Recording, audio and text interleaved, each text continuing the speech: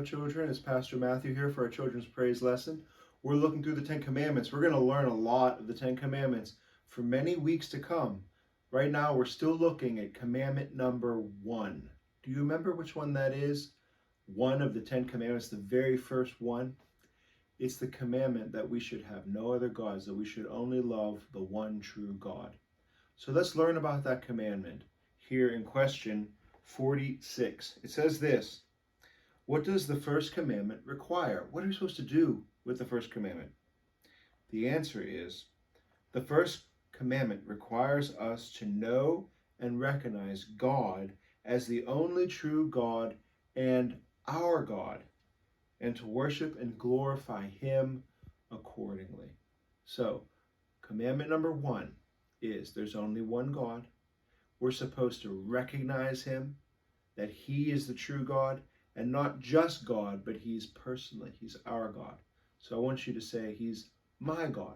Say, God is my God. Right? That's commandment number 1, that we recognize that God is your God, and you're supposed to worship only Him. That means worship means giving Him your heart. So you could say, Lord Jesus, I give you my heart. You say, I give you my heart. That means that you're actually worshiping the one true God. Now, here's an example of this. We're going to find it in Matthew chapter 4 and then verse 8. Okay?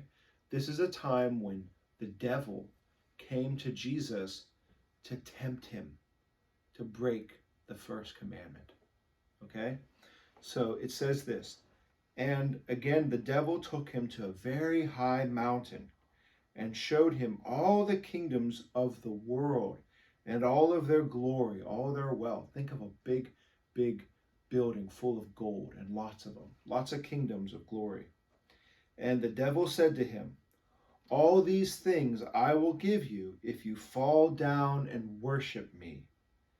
And Jesus said to him, begone, Satan, for it is written, you shall worship the Lord your God, and you shall serve Him only. That's commandment number 1. Worship the Lord your God, my God, and only Him, only. Number 1.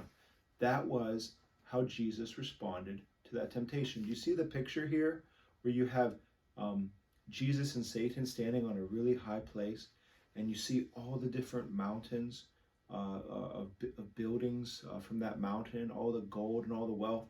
And Satan said, Jesus, if you will worship me, I'll give you all of this money and all of this wealth and all of this gold. And Jesus said, no, I'm only going to worship the one true God. So I want you to see how this makes sense. Again, if you remember before, we learned about this little pyramid. There's lots of layers to this, right? So there's a right way to do it and a wrong way to do it.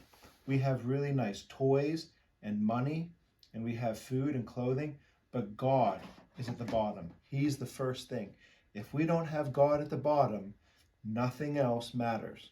No matter how much money you have, or how much food you have, or all the friends or family you have, nothing matters unless you remember that God is at the very bottom. He's the first thing you're supposed to worship with all your heart.